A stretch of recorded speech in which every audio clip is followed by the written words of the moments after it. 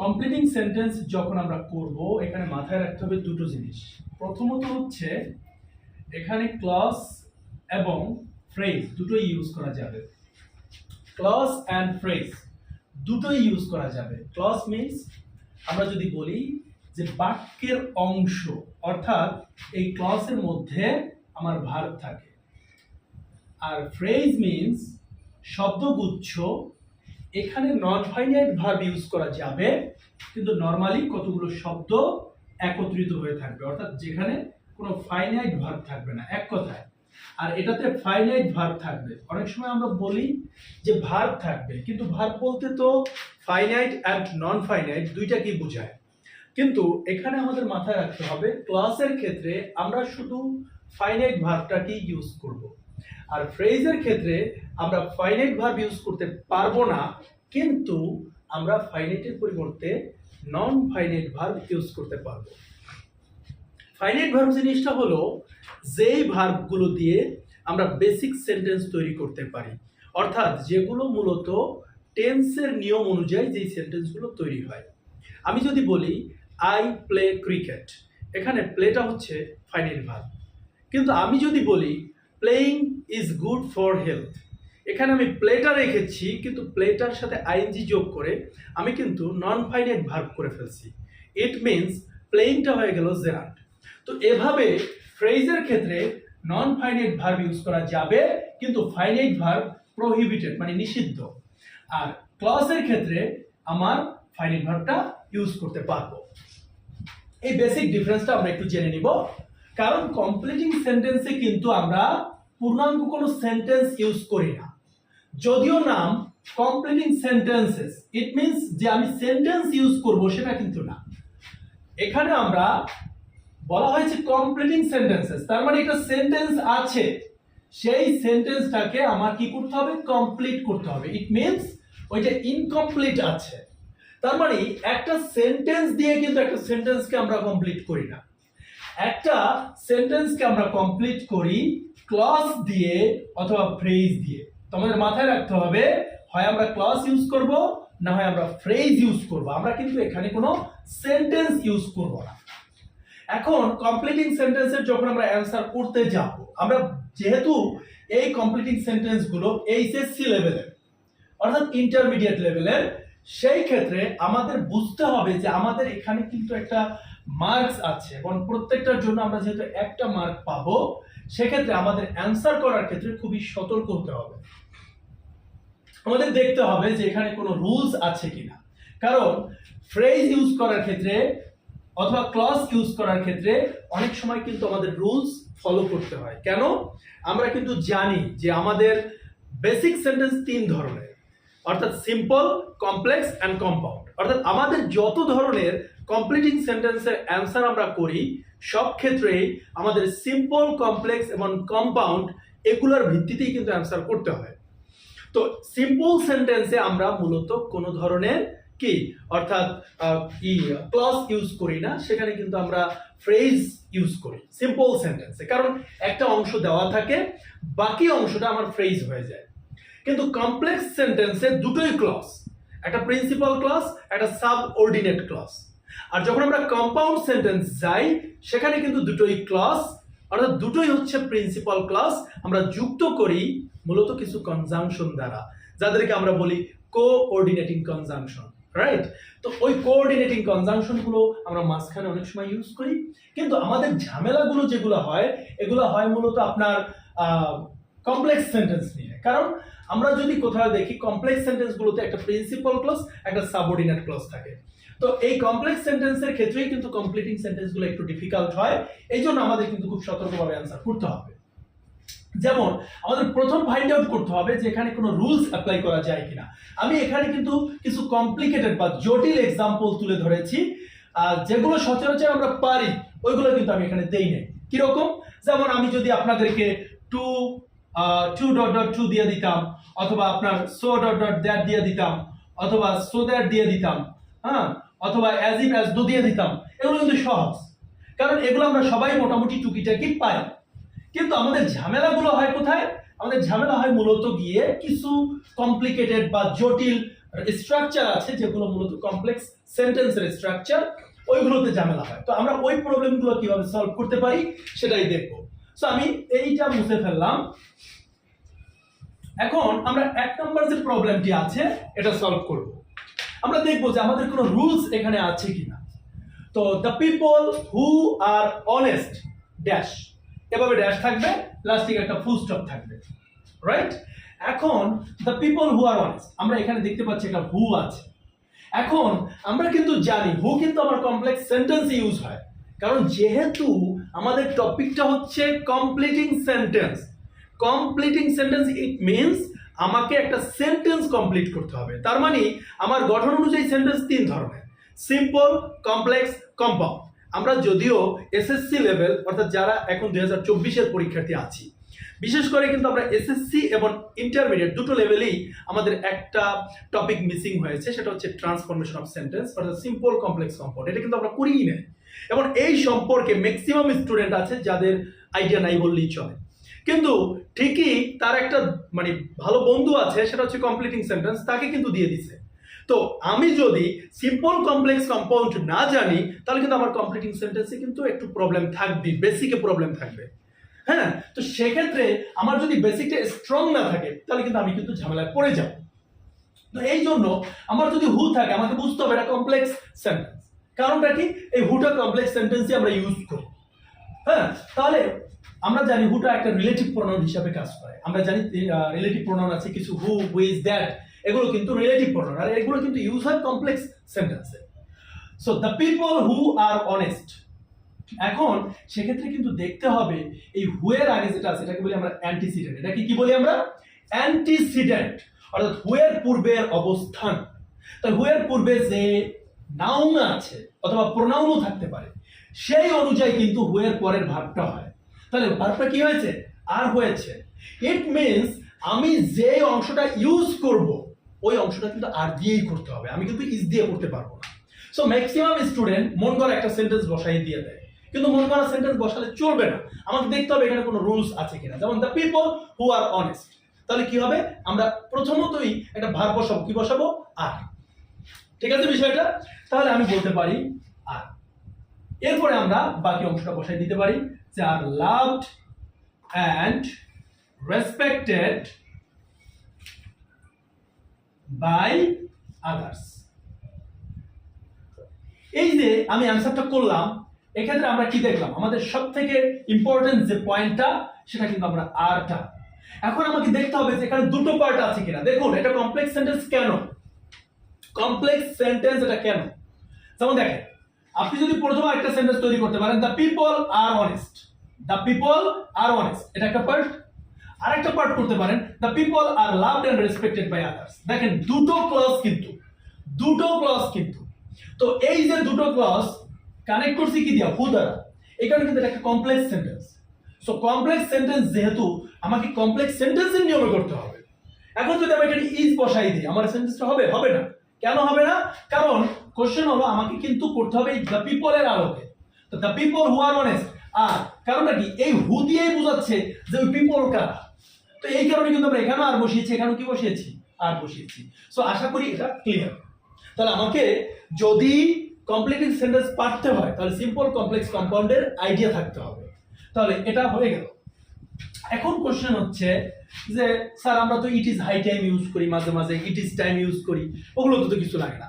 আমি বলেছি it is high time we left the place, আমরা বললাম একটা সেন্টেন্স। এখন এটা কিন্তু একটা সিম্পল সেন্টেন্স। কেন? It is high time we left the place, it is high time একটা ফ্রেজ, আর উই লেফট দ্য প্লেস এটা কিন্তু একটা ক্লজ। সো এই ফ্রেজ এবং ক্লজ মিলে একটা সেন্টেন্স তৈরি হয়েছে যার নাম হচ্ছে simple sentence. So simple sentence একটা সাবজেক্ট এবং একটা ফাইনাইট ভার্ব থাকে। তো এই সিম্পল সেন্টেন্স রিলেটেড যে আমাদের কমপ্লিটিং সেন্টেন্সগুলো আছে এগুলো স্টুডেন্টরা বেশি পারে। কেন? কারণ তাদের এই জিনিসগুলো রুলসগুলো বারবার পড়া হয়। It is high time, it is time, হ্যাঁ, এরপরে আপনার ওই যে দো মানে আপনার কি বলে ওটাকে, ডেসপাইট, ইনস্পাইট অফ, এগুলো মুখস্থ যেহেতু থাকে এই জন্য স্টুডেন্টরা মনে করে যে সবই মনে হয় ওই একই রুলস দিয়েই হবে। না, আমাদের মাথায় রাখতে হবে আমাদের প্রত্যেকটা রুলস সিম্পল, কমপ্লেক্স, কম্পাউন্ড এই তিনটার আলোকিতই হয়। এই জন্য কমপ্লেক্স সেন্টেন্স বেশি আসে, আমাদের মাথায় রাখতে হবে। 2 number, are you strong enough. এখানে কোশ্চেনটা আছে কি? Are you strong enough. এই অংশটা দিয়ে দিছে। এখন এখানে কিন্তু বোঝা যাচ্ছে না এটা কি করব আমরা। এখন এই ক্ষেত্রে এই জাতীয় সেন্টেন্সের ক্ষেত্রে এটা কি সিম্পল না কমপ্লেক্স না কম্পাউন্ড? কমপ্লেক্স করতে মানে যদি এটা কমপ্লেক্স হতো তারা কিন্তু একটা কনজাংশন দিয়ে দিত। যদি এটা কম্পাউন্ড করা যেত তাহলে কিন্তু আমরা একটা কনজাংশন এখানে অ্যাপ্লাই করতে পারতাম। আমরা কি বিশেষ করে আমরা জানি কম্পাউন্ড সেন্টেন্সে বেশি ইউজ হয় and but পর, and but এবং অর, এদেরকে আমরা কম্পাউন্ড সেন্টেন্সে বেশি ইউজ করি। কিন্তু আমরা মেইনলি আর কমপ্লেক্স সেন্টেন্সে আমরা অনেক কিছু ইউজ করি, দ্যাট, সো দ্যাট, দো, অলদো, এগুলো কিন্তু কমপ্লেক্স সেন্টেন্সে ইউজ করি, তাই না? তারপর হচ্ছে হু, হ্যাঁ, হুইচ, এগুলো কিন্তু আমরা কমপ্লেক্স সেন্টেন্সে ইউজ করি। আর এছাড়া যদি অন্য কিছু করতে হয়, যদি আমার নন ফাইনাইট ভার্ব ইউজ করতে হয়, তাহলে বুঝতে হবে এটা সিম্পল সেন্টেন্স। তাহলে এখানে কি আমরা কোনো নন ফাইনাইট ভার্ব ইউজ করতে পারি কিনা? আর ইউ স্ট্রং এনাফ, তাহলে এখানে কিন্তু একটা নন ফাইনাইট ভার্ব ইউজ করতে পারবো। নন ফাইনাইট ভার্ব কারা আছে? পার্টিসিপল ইনফিনিটিভ ভার্ব, অর্থাৎ এখানে আমরা যদি টু প্লাস ভার্বের বেস ফর্ম বসাই সেটা কিন্তু ইনফিনিটিভ হয়ে যাবে। Are you strong enough to lift up the bag, right? এখানে কিন্তু আমাকে কোশ্চেন মার্ক দিতে হবে। যদি কোশ্চেন মার্ক দিয়ে দেয় পরীক্ষায় তাহলে তার দেওয়া লাগবে না, কিন্তু কোশ্চেন মার্ক অনেক সময় যদি না দিয়ে দেয় তবে দিয়ে দিবে, কিন্তু না দিলে অবশ্যই আপনাকে কোশ্চেন মার্ক দিতে হবে। কিভাবে? সেন্টেন্সটা বুঝে আসলে সেন্টেন্সটা কি সেন্টেন্স, অ্যাসার্টিভ না ইন্টারোগেটিভ। এখন কনফিউজড হওয়া যাবে না যে অ্যাসার্টিভ সেন্টেন্সটা কি সিম্পল সেন্টেন্স। হ্যাঁ, অ্যাসার্টিভ সেন্টেন্স সিম্পল হতে পারে, কমপ্লেক্স হতে পারে, কম্পাউন্ড হতে পারে। আচ্ছা, ইন্টারোগেটিভ কি সিম্পল সেন্টেন্স? অবশ্যই সিম্পল সেন্টেন্স। আবার যদি বলা হয় ইম্পারেটিভ, তাহলে এখানে কিন্তু ম্যাক্সিমাম বোঝা যাবে এটা সিম্পল হতে পারে, কমপ্লেক্স হতে পারে, কম্পাউন্ড হতে পারে। সো ওটা কিন্তু অর্থ অনুযায়ী সেন্টেন্স হচ্ছে কত 5 প্রকার আমরা পড়ি, কিন্তু বর্তমানে অপটেটিভ সেন্টেন্সটাকে সেন্টেন্স হিসেবে কাউন্ট করা হয় না, সে কারণে এটা 4 প্রকার: assertive, interrogative, imperative and exclamatory. কিন্তু গঠন অনুযায়ী সেন্টেন্স কিন্তু 3 প্রকার: সিম্পল, কমপ্লেক্স, কম্পাউন্ড। পৃথিবীতে যেই গ্রহ থেকে আমি সেন্টেন্সকে আমদানি করি না কেন সবাই কিন্তু এই সিম্পল, কমপ্লেক্স, কম্পাউন্ডের মধ্যেই থাকবে। তাহলে আমরা 2 নাম্বারটাও আশা করি বুঝেছি সবাই। এরপরে আমরা 3 নাম্বার পয়েন্টটা দেখব। 3 নাম্বারে কি আছে? when I get a chance। এখানে কি বলেছি? when I get a chance। তাহলে এখানে আছে when, এখানে কি আছে? when। আচ্ছা, whenটা কোথায় ইউজ করি? কমপ্লেক্স সেন্টেন্স ইউজ করি। কোথায়? কমপ্লেক্স। তাহলে when I get a chance, এখানে কিন্তু একটা কথা আছে get কি? প্রেজেন্ট। get কি? প্রেজেন্ট। যেহেতু এখানে when এর পরে প্রেজেন্ট আছে, পরবর্তী ক্লজটাও কি হবে? প্রেজেন্ট। তাহলে আপনার এখানে গেট আছে দেখে আপনি কিন্তু পরের ক্লজটাও প্রেজেন্টই বসাতে হবে। এখন আপনি যদি এখানে পাস্ট বসান তাহলে তো হবে না, অথবা আপনি যদি ফিউচার বসান, এখানে সবথেকে বেশি অনেক সময় স্টুডেন্টরা ভুল করে, এখানে হচ্ছে স্টুডেন্টরা ফিউচার টেন্স বসাই দেয়। কিভাবে? when I get a chance I will, কিন্তু no, when I get a chance যখন হবে তখন আমরা কি ইউজ করব? আমরা প্রেজেন্ট ইউজ করব। তো when I get a chance I go to play cricket with my friends, friends, friends। তো when I get a chance, যখন আমি একটা সুযোগ পাবো, I go to play cricket with my friends, অর্থাৎ আমি আমার ফ্রেন্ডদের সাথে কি করব? ক্রিকেট খেলতে যাব। তো when I get a chance I go to play cricket with my friends। তো আশা করি এটা ক্লিয়ার। যদি কোনো কোশ্চেন থাকে অবশ্যই কমেন্টসে জানাতে হবে, ঠিক আছে? তো when I get a chance I go to play cricket with my friends, তাহলে এখানে দেখলাম এটা একটা কম্পাউন্ড সেন্টেন্স। কি সেন্টেন্স? কম্পাউন্ড। ওকে, ক্লিয়ার। এরপরে নেক্সট অংশটা আমরা দেখি 4 নাম্বার পয়েন্ট। আমি কিন্তু আবার বলছি, আমি কিন্তু এখানে বেসিক জিনিসগুলো নিয়ে আলোচনা করি না। যেমন ইফ দিয়ে কিন্তু একটা আসবে। এখন ইফ নিয়ে আলোচনা করার কিছুই নেই, কারণ আমরা নরমালি জানি যে ইফ থেকে 3 টাইপের কোশ্চেন হয়। প্রথম অংশ বি1 হয়, বি2 হয়, আর হ্যাড প্লাস বি3 হয়। হ্যাড প্লাস বি3 হয়। তো সেক্ষেত্রে আমরা দ্বিতীয় যে অংশটা আছে সেক্ষেত্রে কি বসাবো? যদি ইফের প্রথম অংশ বি1 হয় তার পরের অংশ শ্যাল বা উইল প্লাস বিও মানে ভার্বের বেস ফর্ম। বি2 হলে শ্যালের পাস্ট ফর্ম কি? শুড বা উড প্লাস বিও মানে ভার্বের বেস ফর্ম। আর হ্যাড প্লাস বি3 থাকলে would have বা should have should have plus V three, right? এটা যদি আমার হ্যাভ প্লাস বি থ্রি থাকে ইফ এর প্রথম অংশ। এখন এই যে ইফ নিয়ে কিন্তু একটা কোশ্চেন অলওয়েজ পরীক্ষা আসে, কিন্তু আমি এটা নিয়ে আলোচনা করি নাই কেন? এটা পারে সবাই, তো যেহেতু এটা ইজি, স্টুডেন্টরা যেহেতু এটা পারে, সেহেতু এটা নিয়ে আমার আলোচনা করার কোনো দরকার নেই। আমি আলোচনা করবো কি একটু ডিফারেন্ট। যেমন আমি হ্যাড নিয়ে আলোচনা করলাম। হ্যাড কেন? কারণ এই হ্যাডও যা, এই যে থার্ড কন্ডিশনাল, অর্থাৎ এইটাও তা, তার মানে এই থার্ড কন্ডিশনালের কাজটা কিন্তু হ্যাড করে। তাহলে আমাকে যদি এই জিনিসটা আমি শিখলাম, এটা আমি জানি, কিন্তু আমার পরীক্ষা যদি হ্যাড দিয়ে আসে আমি কনফিউজ থাকবো, আমি কি করবো? এই হ্যাড দ্বারাও শর্ত বোঝায়। তাহলে এই থার্ড কন্ডিশনালের পরিবর্তে কিন্তু আমরা হ্যাড বসাতে পারি। তো এরকম যদি আসে হ্যাড হি বিন হাংরি, তো হ্যাডের পরে কিন্তু বিন আছে, আর বিনটা কি আমরা সবাই কিন্তু জানি। বিন হচ্ছে এম ইজ আর, এর পাস্ট ফর্ম হচ্ছে ওয়াজ ওয়্যার, আর পাস্ট পার্টিসিপল হচ্ছে বিন। পাস্ট পার্টিসিপল হচ্ছে কি বিন। তাহলে হ্যাড হি বিন হাংরি, যদি সে অসুস্থ, মানে আপনার কি, যদি সে অসুস্থ হয় বা অসুস্থ হতো, এরকম হতো, মানে পাস্ট কন্ডিশনাল, অর্থাৎ ইট মিন্স থার্ড কন্ডিশনাল, আমরা যেটা বলতেছি পারফেক্ট কন্ডিশনাল এর কাজ করবে সে। Had plus V three, had he been hungry, তাহলে he would have, he would have ordered, হ্যাঁ, ফর ফুড, অর্থাৎ এই যে he would have ordered for food. তার মানে এক কথায় এটা কিন্তু পারফেক্ট কন্ডিশনালের কাজ করেছে, হ্যাড প্লাস বি থ্রি। তো আমার মাথায় রাখতে হবে হ্যাডের পরে যদি বি থ্রি থাকে পরের অংশে কি হবে? Perfect conditional. ইট মিন্স হচ্ছে আপনার উড হ্যাভ বা শুড হ্যাভ প্লাস ভার্বের পাস্ট পার্টিসিপল ফর্ম। তাহলে আশা করি এতটুকু বুঝছি আমরা, ঠিক আছে? এরপরে আমরা 5 নাম্বার পয়েন্টটা দেখব। ইট ওয়াজ মেনি ইয়ার্স সিন্স, এখানে কিন্তু আমার সিন্স আছে।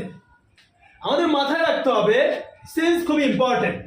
এই সিন্স এত ডিস্টার্বিং যে অনেক সময় এই সিন্স কিন্তু আমার কি টেন্সে বসে, কোন টেন্সে? Present perfect continuous tense. কিভাবে? আমরা জানি যে প্রেজেন্ট পারফেক্ট কন্টিনিউয়াস টেন্সে দুটো জিনিস ইউজ হয়, সিন্স এবং ফর, রাইট? এরা তখন বসে প্রিপোজিশন হিসাবে। কিভাবে? সিন্স দ্বারা নির্দিষ্ট সময় বোঝায়, ফর দ্বারা অনির্দিষ্ট সময় বোঝায়। আমি যদি বলি it has been raining since morning, তার মানে এই মর্নিং বলতে কিন্তু আজকের সকাল কি বুঝাবে? ইট মিন্স এটা নির্দিষ্ট সময়। কিন্তু আমি যদি বলি it has been raining for 2 hours, এখন এটা কিন্তু বলা যাবে না যে 2 আওয়ার্স কোন 2 আওয়ার্স, এটা কিন্তু যে কোনো টাইম হতে পারে। ইট মিন্স এটা অনির্দিষ্ট সময়। সো এটা হচ্ছে সিন্স, এটা ইউজ করেছি আমি প্রিপোজিশন হিসাবে। প্রিপোজিশনটা কিন্তু নাউনের পূর্বে বসে, রাইট? কিন্তু এই সিন্স আমরা যদি কমপ্লিটিং সেন্টেন্সে ইউজ করি, সেটা নাউন হিসাবেও মানে প্রিপোজিশন হিসাবেও বসতে পারে। বিকজ আমরা বলেছি যে completing sentence it may be phrase or it may be clause, অর্থাৎ এটাকে ফ্রেজ দিয়েও আমরা করতে পারবো, ক্লজ দিয়েও করতে পারবো।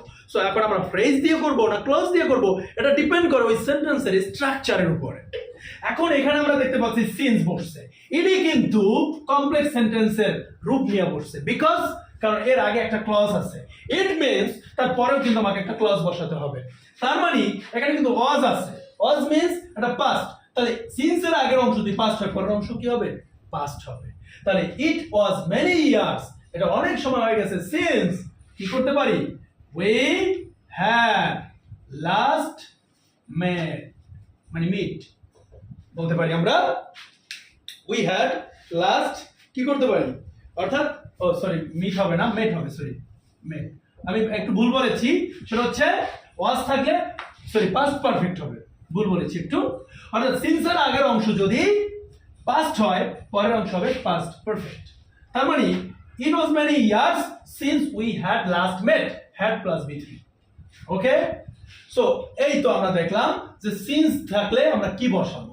তার মানে সিন্সের আগের অংশ যদি পাস্ট হয় পরের অংশ কি হবে? Past perfect. Okay, clear? Next আমরা দেখব যে 6 নম্বরে কি আছে। We should not like those, we should not like those. এই সেন্টেন্সটা কি সেন্টেন্স, আমরা কি করব এখন। এই সেন্টেন্সটা যদি আমরা অ্যান্সার করতে চাই তাহলে আমাকে কি করতে হবে, আমাকে যে কোনো একটা সেন্টেন্সে ফেলতে হবে তাকে। এটা হয় কমপ্লেক্স হবে, না হয় কম্পাউন্ড হবে, না হয় সিম্পল হবে। এখন আমি কোনটায় ফেলবো, আমি কি কমপ্লেক্স ফেলবো, কম্পাউন্ডে ফেলবো, না সিম্পল ফেলবো, তা ডিপেন্ড করে আমি সেন্টেন্সটা দেখে আমি কি বুঝছি যে we should not like those, right. এখন এখানে কিন্তু আমি একটা হু বসাতে পারি, কি বসাতে পারি, হু, রিলেট করার জন্য, এই অংশের সাথে পরবর্তী অংশটাকে কানেক্ট করার জন্য বা রিলেট করার জন্য। তো এক্ষেত্রে কি we should not like those who, এখন এখানে আছে শুড নট। এখন এটা পাস্ট হবে না প্রেজেন্ট হবে আমরা কিভাবে বুঝবো, এইটা নিয়ে কোনো টেনশনই নেই। কারণটা কি, এখানে কোনো ধরনের আপনাকে প্রেজেন্ট পাস্ট ওইটা নিয়ে কোনো ঝামেলা নাই, বিকজ এখানে কিন্তু আপনার মোডাল ইউজ হয়েছে যে we should not like those. তাহলে আমাদের তাদেরকে পছন্দ করা উচিত না, হু আর লেজি, যারা হচ্ছে অলস, অলসদের পছন্দ করা উচিত না। সো এই যে আমরা ইজিলি করে ফেললাম, তো এই হুটার অ্যান্টিসিডেন্ট হচ্ছে দিস, আর দিসের কারণে আমরা এখানে আর বসিয়েছি। এখানে যদি দিস না থাকতো, যদি কথার কথা দ্যাট অথবা নরমালি দিস থাকতো, এখানে কিন্তু আমরা আর বসাতে পারতাম না, এখানে বসাতে হতো কি আমাদের ইজ বসাতে হতো, তখন সেন্টেন্সের স্ট্রাকচারটাও চেঞ্জ হয়ে যেত, রাইট। তাহলে আমরা এটা বুঝতে পারলাম। এরপরে আমরা পরের অংশটা বলবো, সেটা হচ্ছে Kabir had an accident yesterday while. While এখানে দেখতে পাচ্ছি, হোয়াইল। এখন হোয়াইল যদি থাকে, হোয়াইল যদি থাকে, হোয়াইলের পরে যদি আমরা ডিরেক্টলি ভার্ব আনি, হোয়াইলের পরে যদি সরাসরি ভার্ব আসে, আর হোয়াইলের পরে যদি সাবজেক্ট আসে, আমাদের মাথায় রাখতে হবে হোয়াইলের পরে সরাসরি ভার্ব আসলে তার সাথে আইএনজি হয়, কিন্তু হোয়াইলের পরে যদি সাবজেক্ট আসে তাহলে পাস্ট কন্টিনিউয়াস হয়। কি হয়, পাস্ট কন্টিনিউয়াস। ইট মিন্স ওয়াজ বা ওয়্যার এরপরে ভার্বের সাথে কি হয়, একটা আইএনজি যুক্ত হয়। It means past continuous tense. তাহলে এখানে আমাকে দেখতে হবে আমি হোয়াইলের পরে সাবজেক্ট বসাতে পারবো নাকি পারবো না, তার উপরে ডিপেন্ড করে। যদি পারি তাহলে অবশ্যই আমাকে পাস্ট কন্টিনিউয়াস করতে হবে। আমি যদি ব্যতিক্রম কিছু করি তাহলে আমার সেন্টেন্সটা কি হয়ে যাবে, ভুল হয়ে যাবে। তাহলে Kabir had an accident yesterday while he was crossing the road. এখানে আমরা কি দেখতে পাচ্ছি, এখানে কিন্তু আমরা দেখতে পাচ্ছি ওয়াজ ক্রসিং, ইট মিন্স ওয়াজ এর পরে কিন্তু ভার্বের সাথে আইএনজি, সো এটা হচ্ছে পাস্ট কন্টিনিউয়াস টেন্স। ক্লিয়ার? এরপর আমরা 8 নাম্বার প্রবলেমটা সলভ করব। 8 নাম্বার কি বলা হয়েছে, can you tell me, can you tell me, তুমি আমাকে বলতে পারো। লাস্টে একটা কোশ্চেন মার্ক ছিল, সো আমাকে জাস্ট ওইভাবে আমাকে সেন্টেন্সটা সাজাতে হবে। ক্যান ইউ টেল মি, তুমি আমাকে বলতে পারো ওয়্যার হি লিভস, অর্থাৎ কে সে কোথায় থাকে। ভেরি সিম্পল, এগুলো সহজ। এই টাইপের সেন্টেন্স আসলে এভাবে জাস্ট অ্যানসার করে দিলেই চলবে, ওয়্যার হি লিভস, রাইট। এরপরের সেন্টেন্সটা খুবই ইম্পর্টেন্ট, সেটা কি, ইট ইজ লাভ, ইট ইজ লাভ। আমি উপরে করে দেখাই, ইট ইজ লাভ, ঠিক আছে। এখন ইট ইজ লাভ, আমি এখানে কি করব, আমি কি সেন্টেন্স বানাবো। সব সময় আমরা যখন কারো কোনো হেল্প পাবো না, যখন কোনো সেন্টেন্স বানাতে পারবো না, তখনই আমরা রিলেটিভ প্রোনাউনের হেল্প নিব। বিকজ এটা কেন, কারণ আমরা দ্যাট এবং হু এতটাই ভালো, অথবা হুইচ, এরা এত ভালো যে যখনই বিপদে পড়বেন তখনই আপনাকে হেল্প করবে। সো ইট ইজ লাভ। এখন লাভ জিনিসটা তো দেখা যায় না, ওটা তো ধরাও যায় না, ওটা ছোঁয়াও যায় না, ওটা অনুভব করতে হয়। হ্যাঁ, সো ইট ইজ লাভ যদি অনুভব করতে পারি, এটা অ্যাবস্ট্রাক্ট নাউন। কি নাউন? অ্যাবস্ট্রাক্ট। সো অ্যাবস্ট্রাক্ট নাউনের পরিবর্তে কিন্তু হু বসবে না, কি বসবে, that. It is love that. এরপরে আমি ইজ আছে, তার মানে অনেক, ওই পাশেও কি করবো আমরা, একটা প্রেজেন্ট ফর্ম বসাই দিলেই হবে। তো it is love that make, হ্যাঁ মেক, তাহলে মেক যেহেতু মেক হবে না, মেক্স হবে। কেন? কারণ এটা abstract noun, that makes us complete অথবা fulfil. So it is love that makes us complete or fulfill, এটাও কিন্তু মাথায় রাখতে হবে যে আমি মেক বসাবো না মেক্স বসাবো। এখন যদি আমি এখানে মেক বসাবো তো সেন্টেন্স ভুল কেন? কারণ লাভ অ্যাবস্ট্রাক্ট নাউন, আর অ্যাবস্ট্রাক্ট নাউন মানে সে থার্ড পারসন সিঙ্গুলার, আর থার্ড পারসন সিঙ্গুলার মানে ভার্বের সাথে এস বাই এস, এই কারণে কিন্তু এস বাই এস বসেছি। তো আশা করি বুঝতে পারছেন। লাস্ট আর একটা প্রবলেম হলে আমাদের আজকের আলোচনা শেষ হয়ে যাবে। এরপরে কি আছে? Health is another quality of an ideal student, right? Health is another quality. So আমার কিন্তু এখানে এই সেন্টেন্সটা সিম্পল সেন্টেন্স, কারণ অলরেডি সে একটা সিম্পল সেন্টেন্স তৈরি করে দিয়েছে। তাহলে হেলথের আগে আমরা সর্বোচ্চ একটা অ্যাডজেক্টিভ বসাতে পারি, অ্যাডজেক্টিভ, রাইট? অ্যাডজেক্টিভটা কেমন হওয়া উচিত? যে তাকে মডিফাই করতে পারে এবং খুবই স্মার্ট, একটু স্ট্যান্ডার্ড। যেমন আমি যদি বলি মেইনটেইনিং, মানে হইছে MAINTAINING, মেইনটেইনিং গুড হেলথ বসাতে পারি, অথবা মেইনটেইনিং হেলথ এটাও বসাতে পারি। Maintaining health is another quality of an ideal student. ঠিক আছে? সো এই ছিল আমাদের কমপ্লিটিং সেন্টেন্সের আজকের এই পর্বের আলোচনা বা এই ক্লাসের আলোচনা। আশা করি সবাই বুঝতে পারছেন। না বুঝলে অবশ্যই কমেন্টসে জানাতে হবে, টিসি গ্রুপের সাথে থাকতে হবে, চ্যানেলটি সাবস্ক্রাইব করতে হবে এবং কমেন্টস করতে হবে। আল্লাহ।